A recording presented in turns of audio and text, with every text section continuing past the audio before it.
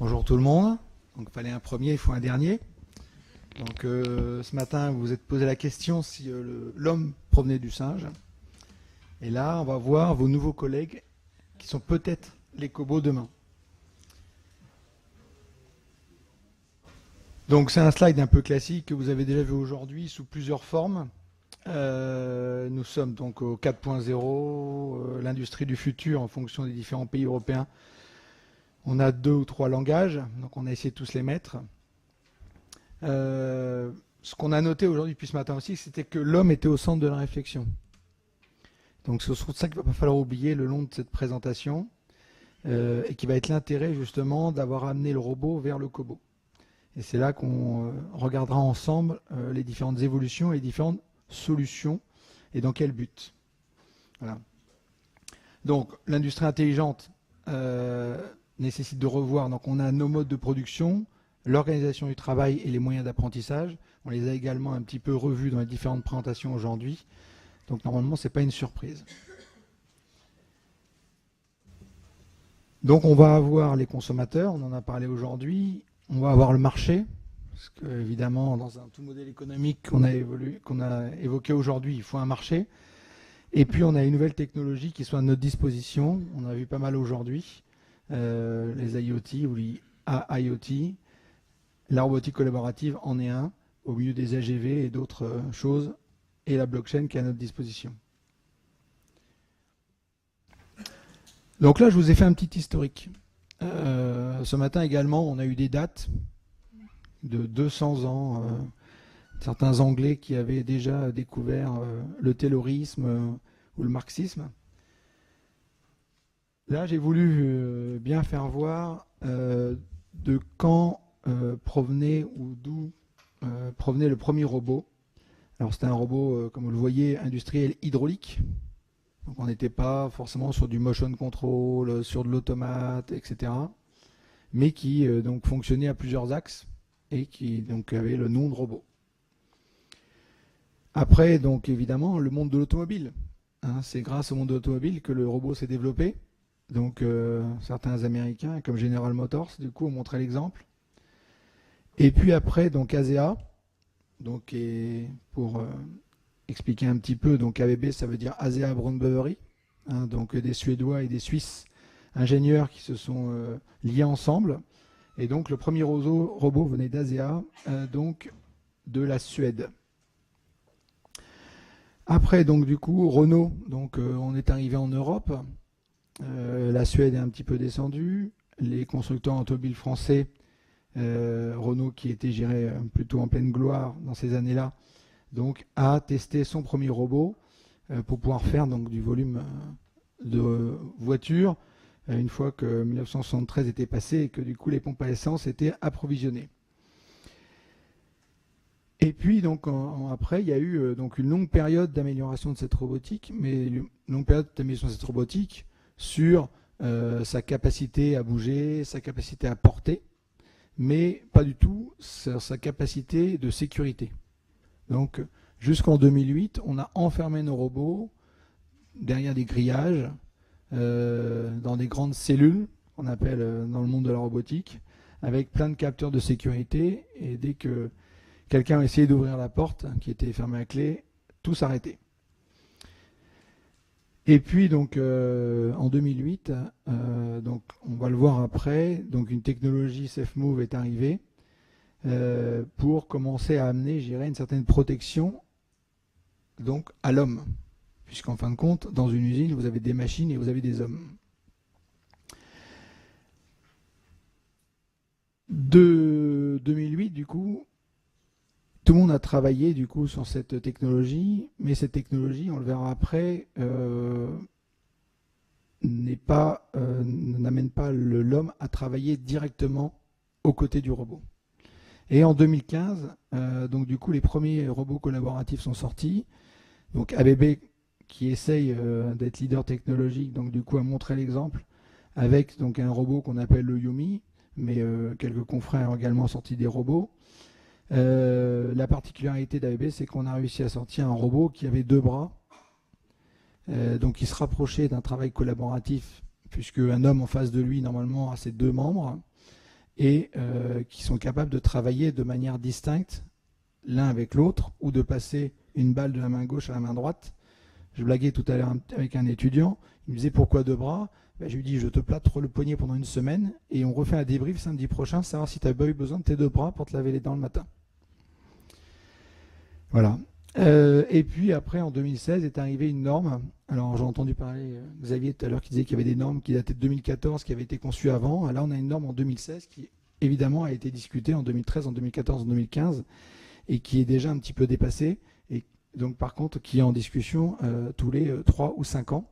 Donc, il va falloir attendre un petit peu avant de revoir, je dirais, de rediscuter cette norme donc on appelle ça le robot collaboratif, donc, ou le COBO, pour le sujet d'aujourd'hui.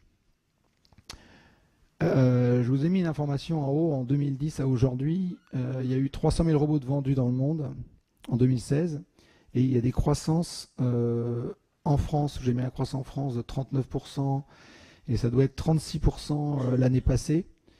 En 2017, on attend les infos de cette année par l'IFR. On est des tout petits joueurs dans le monde de la robotique dans le monde, en fait. Quand il y a un robot en France, il y en a 4 en Allemagne. J'ai également vu des chiffres tout à l'heure qui disaient que ça a enlevé 40, 50, 60%, et puis les dernières études, 9% des travailleurs dans une usine. L'idée, c'est pas d'enlever des travailleurs dans une usine, c'est de réduire les TMS, d'améliorer la productivité pour que l'Europe, la France, se réindustrialise en fait.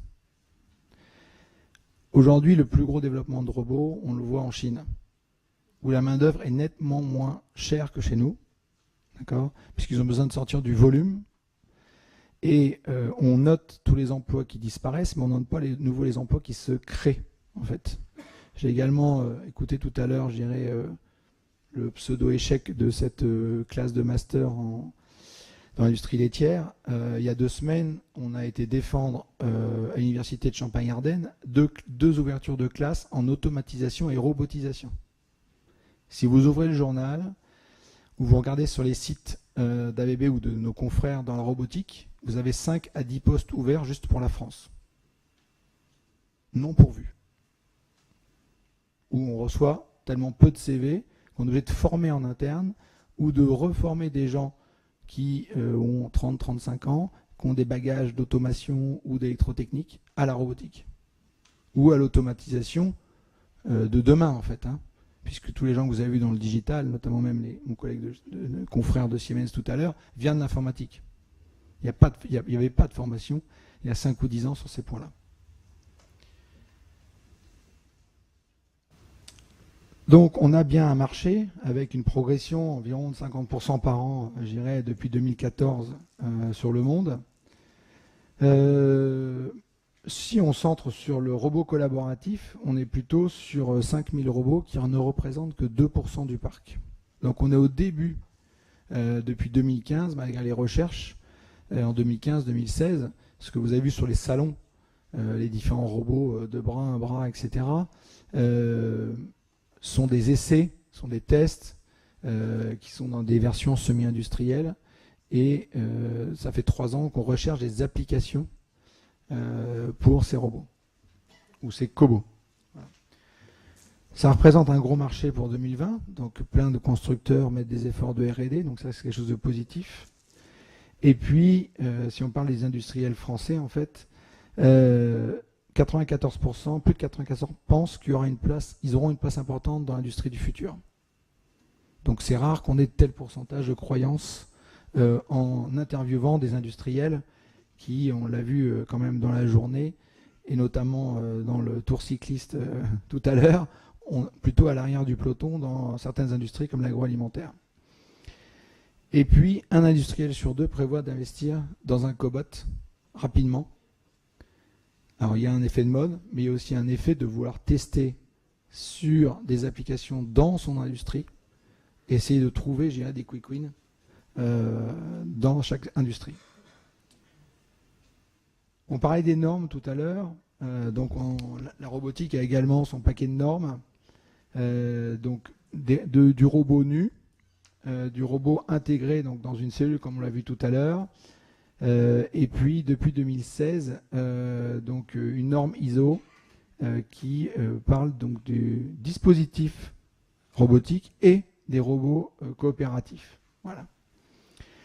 Donc, l'évolution de sa norme, ben maintenant, ça sera 2020. Comme je disais, on n'en parle que tous les 4-5 ans des normes. Parce que sinon, on remettrait tout en cause tous les ans, c'est pas possible. Donc, il y aura la fonction de sécurité, l'aspect collaboration, l'aspect mobilité et l'aspect vérification. Donc, vous pourrez, ce guide est disponible. Hein, donc là, on va rentrer un petit peu dans le dur pour vous faire voir un petit peu ce que c'est qu'un vrai cobo, d'où on est parti et quelles sont les solutions intermédiaires qu'on appelle robotique collaborative. Donc notre robot industriel classique, vous le voyez à gauche, hein, on avait une cellule avec des grilles, il était protégé avec un certain IP pour ne pas passer le doigt, le bras, etc. Puisque ces robots, à part avoir plein de sécurité, si vous voulez aller l'attraper, lui ne s'arrête pas. Et avec des forces qui peuvent être de 200 grammes, mais qui peuvent être bouger une palette de 900 kg. Donc imaginez le bond en arrière que vous allez faire si vous prenez la palette. Et lui ne s'arrêtera pas. Et puis, on le voit au milieu de cette image, il y a un homme maintenant qui est proche du robot, et puis on ne voit plus le grillage. Et on verra pourquoi après. Et puis dans les dernières images, là, les hommes sont en train de se passer quelque chose de la main ou de la pince du robot dans la main de l'homme. Là, on arrive en 2015-2016, mais sous certaines conditions, qu'on verra également après. Donc vous avez les 3 pictogrammes qui représentent un petit peu, je dirais, schématiquement, dans notre métier, je dirais, les évolutions. Donc on va avoir 2 situations. Ce qu'on va nous appeler en fait collaboration et performance, et puis de la vraie cobotique intrinsèquement sûre, où là vous allez avoir contact main dans la main avec le robot. Donc on a 2 cas à gauche, donc on a notre cas grillagé avec la distance, on a notre cas où on va partager un espace commun avec le robot, mais pas en même temps, chacun son tour, avec une certaine sécurité immatérielle. Et puis après, on va avoir l'aspect collaboratif, où là, on va échanger dans la même zone en même temps. Mais dans la même zone en même temps, à ce jour, il y a des études avec des poids supplémentaires, mais qui ne sont pas validés aujourd'hui, qui sont en test. On est à une charge maximum de 1 kg. Donc je vous laisse le reporter dans vos différentes industries, combien pèse une brique de lait. Et donc si on la traite une à une à la vitesse, parce qu'il y a aussi d'1 mètre par seconde, qui est assez faible, même si on pourrait considérer que c'est rapide, je pense qu'il va vous manquer quelques palettes à la fin de la journée, à la sortie de votre usine, pour faire vivre votre entreprise. Voilà. L'avantage, c'est que du coup, on n'a pas de capteur externe. Tous les capteurs sont sur le robot, sur les bras du robot, sur les pinces du robot.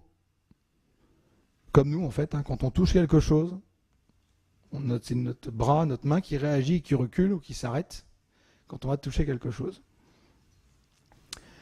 Donc ça permet de partager le même espace, mais avec une force, puisque la vitesse et le poids, c'est comme si vous donniez, je dirais, poussiez quelqu'un, vous donniez un coup de poing. De l'autre côté à gauche, avec le Safe Move, là du coup, on va avoir des charges élevées et des vitesses supérieures. Donc après, je vais vous faire voir une petite vidéo justement pour illustrer, parce qu'on a remis quelques images. Donc là, on va du petit robot hein, qui a 5, 8, 10 kg, jusqu'au gros porteur à 900 kg, une tonne 2. Mais qui va nécessiter du grillage pour un et beaucoup de capteurs extérieurs pour l'autre. Donc doivent ralentir avec le contact, là on va le voir expressément sur la vidéo, juste après, et qui sera assez probante. On parlait de marché tout à l'heure. Oui, il y a un marché sur la partie cobotique. Dans quelle industrie est-il? Aujourd'hui, 95% du marché de la robotique collaborative, il est dans ce qu'on appelle l'industrie 3C, c'est-à-dire qu'en fait, il assemble des produits électroniques, des smartphones, des ordinateurs, il met les petites vis où on a du mal à mettre le tournevis dedans, il va souder des petits points électroniques pour améliorer la qualité et éviter qu'on ait des retours énormes sur notre électronique. Donc l'industrie électronique en France, à part un petit peu ST Microelectronics, je pense qu'elle est un petit peu plus loin que ça, à quelques heures d'avion. Donc sur cette matrice, donc, il y a la productivité, la diversité au niveau des industries, la flexibilité, et puis la quantité de lot de fabrication, donc votre productivité qu'on veut atteindre. Voilà. Alors là, on va essayer, je vais essayer de ne pas faire de bêtises. Voilà. Il n'y a pas besoin de son, il y a juste besoin de regarder, donc normalement, bon, il y a le son avec.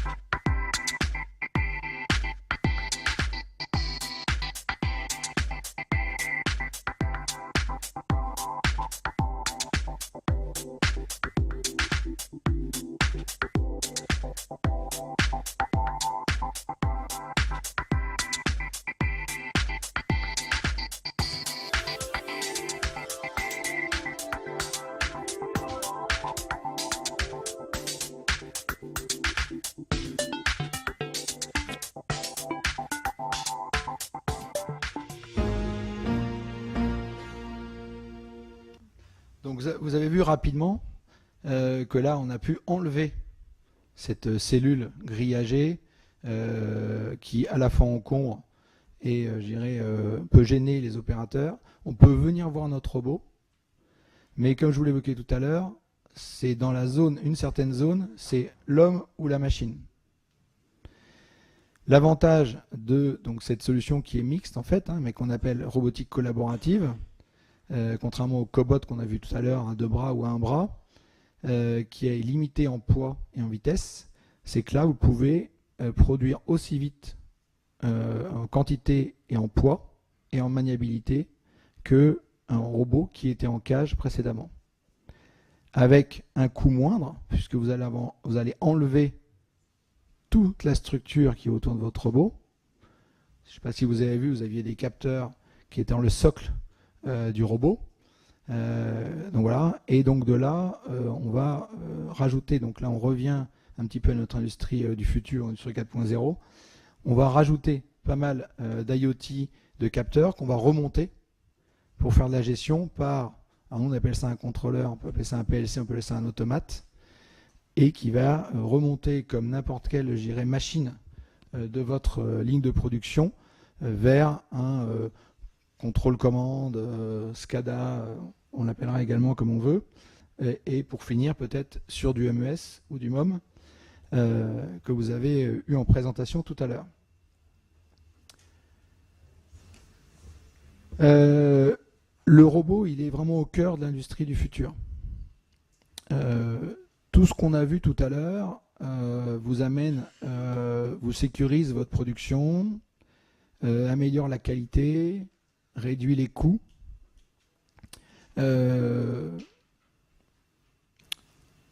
et automatise au maximum les différents process. La partie robotique arrive ou en fin de process ou vraiment en bout de ligne, donc ou par du piqueur qui va commencer à découper ou à vous remplir des pré-boîtes, ou vraiment, j'irai en mise en carton ou mise en palette en fin de ligne. Donc, il a fallu, j'irai adapter la robotique qui faisait très peur. C'était quelque chose de très cher. La programmation, c'était une horreur. Il fallait être spécialiste du spécialiste ou avoir travaillé 20 ans dans l'automobile pour pouvoir programmer un robot. Et plein de clients nous ont dit moi, jamais de robot chez moi, c'est trop compliqué, j'ai pas les ressources, j'ai pas les compétences, ça fait peur à tout le monde. Donc on va garder de la chaîne automatisée classique, qui n'a pas de souplesse, mais c'est la chaîne automatisée classique. Dans la partie collaboration, donc vous avez vu les deux solutions de collaboration. L'avantage de cette collaboration, c'est qu'on peut, sur ce robot, qui est un petit peu différent de la chaîne automatisée, c'est que si on a envie de changer 10 fois de production dans la journée, on change 10 fois de production dans la journée. On travaille avec quelques producteurs de champagne qui, le matin, ont une taille de bouteille, le midi une autre taille de bouteille, et l'après-midi une troisième taille de bouteille. Et ils ne vont pas avoir 3 lignes pour mettre en carton les 3 tailles de bouteilles. Alors ça, c'est ce qu'ils avaient peut-être il y a 20 ans. Et en fin de compte, ils n'avaient pas l'argent pour acheter 3 lignes, donc eh ben, c'est des gens qui mettaient un carton en bouteille. Aujourd'hui, on rentre les 3 programmes, ils appuient sur un bouton, ils changent les cartons qu'ils ont mis en matière première qui rentrent dans la machine pour former le carton, et le robot va s'adapter à porter une bouteille, 2 bouteilles, 3 bouteilles, 6 bouteilles pour mettre dans le carton en fonction du programme qu'il a en fait. Et là je parle de 3, mais on a eu des projets où aujourd'hui certains industriels dans les liquides nous demandent de dépalettiser des palettes et de repalettiser une palette. Pourquoi? Parce que tout à l'heure on parlait du consommateur, on parlait de Carrefour par exemple. Votre Carrefour City, qui est 50 fois plus petit que votre grand centre commercial, pensez qu'il peut accueillir une palette de chaque marque d'eau, une palette de chaque marque de lait, une palette de chaque marque d'œufs. Donc le Carrefour City va recevoir sa palette avec une couche d'eau plate, une couche d'eau à bulles, une couche d'eau aromatisée, pour pouvoir faire le dispatch dans son magasin. Alors tout à l'heure, j'ai même vu des photos où on allait presque sur le marché. Voilà, je pense qu'il y a encore un petit peu de marge à manœuvre à avoir. Voilà, donc on a une grande souplesse avec l'utilisation de la robotique par rapport à des lignes automatisées, sachant que par contre, il va arriver quand même après une certaine automatisation pour gagner de la flexibilité sur vos fins de ligne. Et puis après, il y a toute la partie côté digital. Le robot, il est né de l'automatisation, il est arrivé au début de la 4e révolution industrielle. Donc lui, il est ouvert à toute communication. On parlait de normes de communication tout à l'heure. On parlait de liaison avec de l'automate. Jusqu'à, je dirais, 2018, le robot était lié à un automate, en fait, à une baie robotique. Et il travaillait en fait en standalone ou en discrete automation. Mais il a vocation de se mélanger dans une ligne d'automation d'une façon simple, d'une façon discrète, et de participer donc à la performance et à l'efficacité de votre production. Et le robot est également très friand d'intelligence artificielle. Le robot, en fait, il apprend, il se repositionne, il échange avec nous. S'il rencontre un obstacle une fois, il va pouvoir mémoriser, le contourner la fois d'après. Donc, c'est là où on va vers le cobot, où après, vous voyez, alors ABB n'a pas décidé d'aller dans le robot, je dirais, B2C, mais vous croisez de plus en plus, je dirais, alors tout à l'heure on disait que c'était dans les films, il y en a quand même quelques-uns, quelques Japonais ou autres qui testent quand même des robots chez eux, hein, ou dans les supermarchés qui vous accompagnent pour pousser le caddie et faire vos courses, etc. etc. quoi. Voilà, je voulais essayer de faire simple, je pense que la vidéo était assez pragmatique.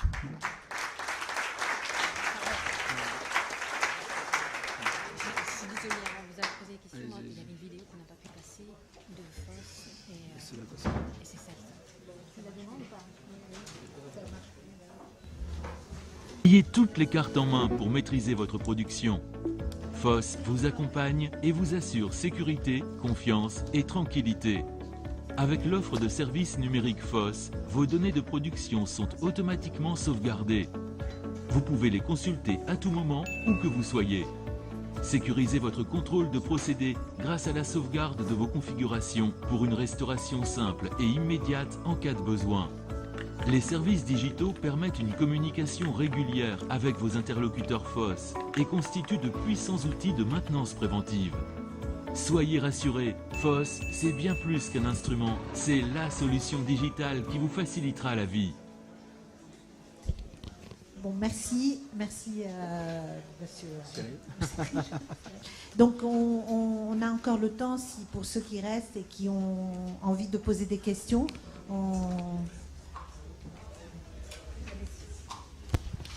Vous parliez de la programmation de ces robots. Vous disiez les robots auparavant étaient très compliqués à programmer.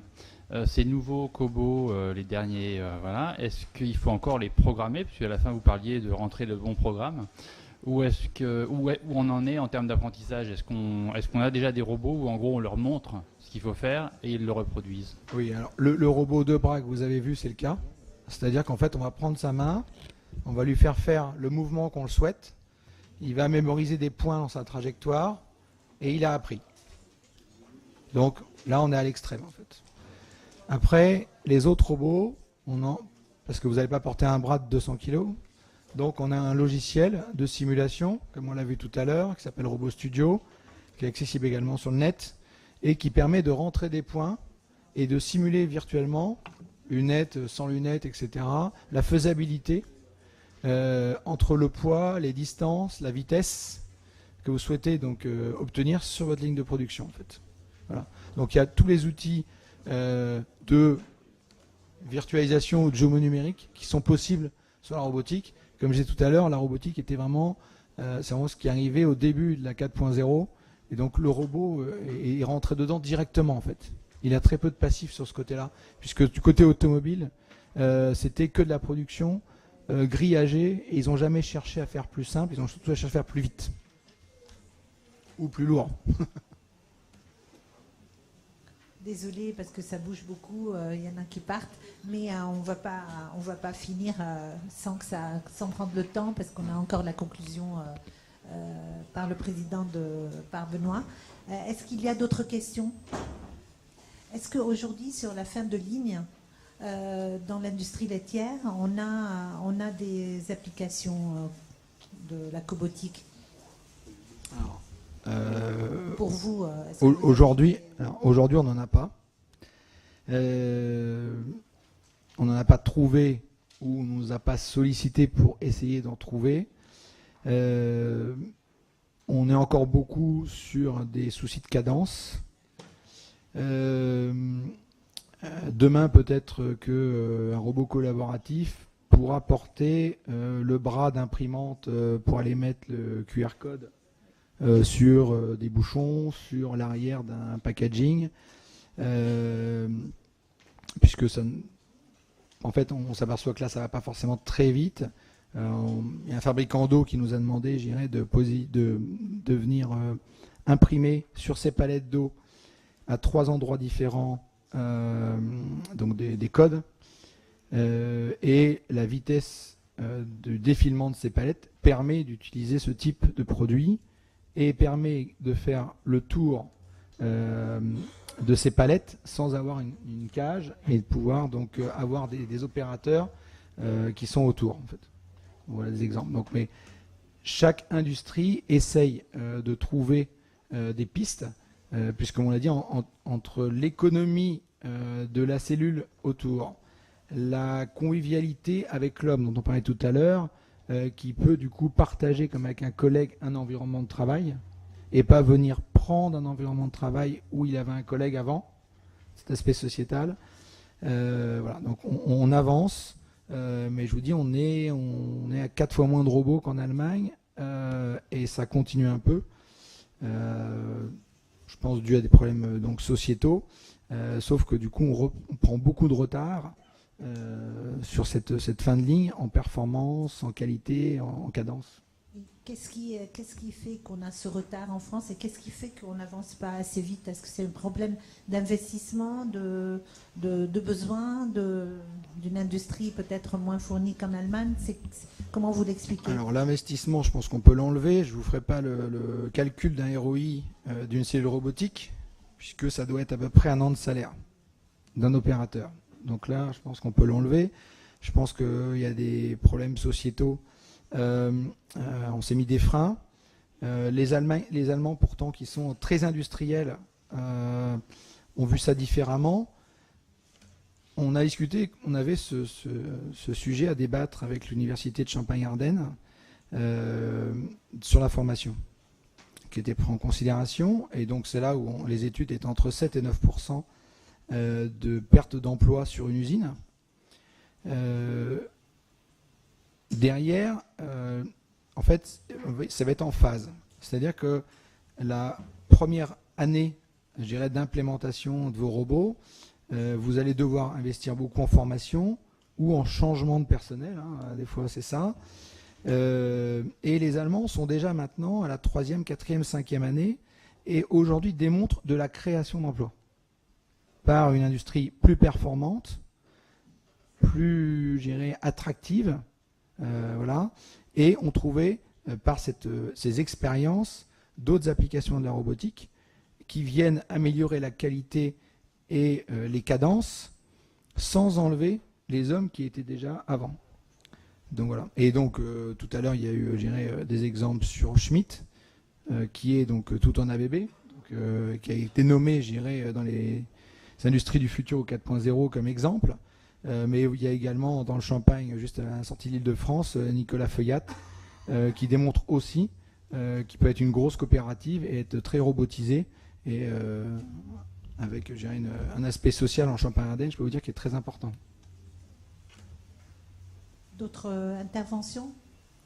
Donc Benoît, je vous laisse conclure cette journée. Déjà, merci Cyril pour ton intervention. Je vais faire une conclusion rapide parce que je vois que la salle s'est un peu vidée. Donc je vais essayer de tenir les timings.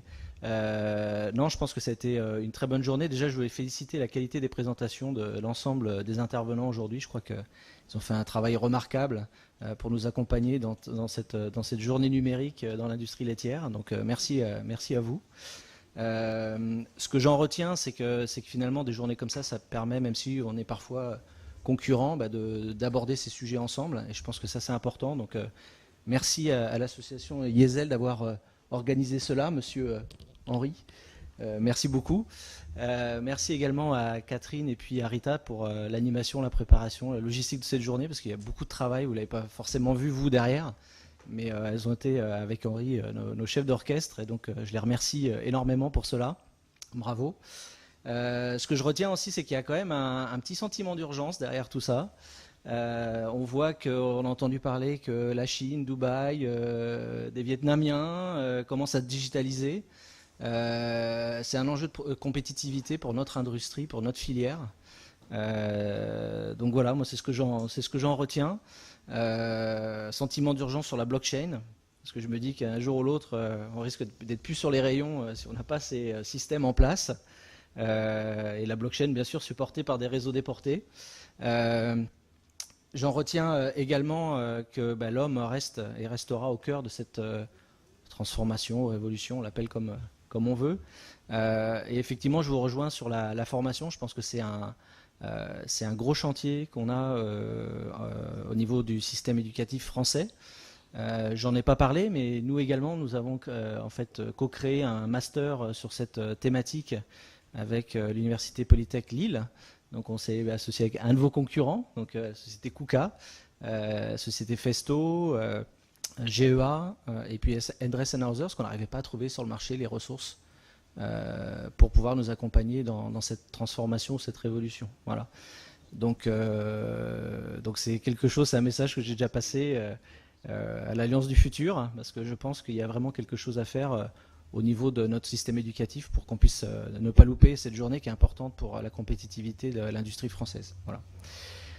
Sur ce, je vous remercie et puis j'espère que ça amènera à une deuxième journée ou une troisième journée sur ce sujet. On verra pour la suite, mais voilà, je vous remercie de votre présence et je vous souhaite tous un bon retour chez vous. Voilà, merci.